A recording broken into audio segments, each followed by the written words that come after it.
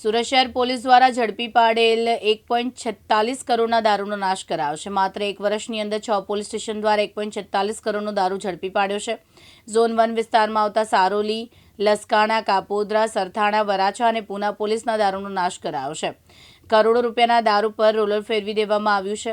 નશા અખબારી વિભાગ, મામલતદાર અને પોલીસના ઉચ્ચ અધિકારીઓની ઉપસ્થિતિમાં દારૂનો નાશ કરાયો છે। 66,181 દારૂની બોટલ પર રોલર ફેરવી વળ્યો છે।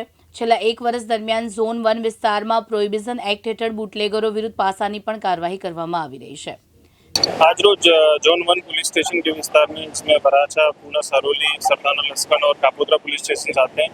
इसमें टोटल 1,46,16,000 का जो मुद्दा माल है वो डिस्ट्रॉय किया गया।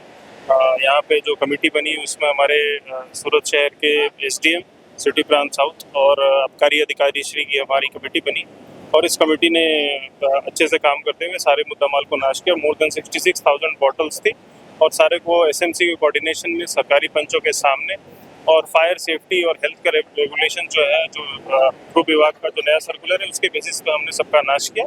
टोटल मुद्दा माल की वैल्यू 1,46,16,000। सर कुल कितने पुलिस स्टेशन का मुद्दा माल? टोटल 6 पुलिस स्टेशन का मुद्दा माल है यहाँ पे जोन 1 के विस्तार। साबिर सैयद, दिव्यांग न्यूज़, सूरत।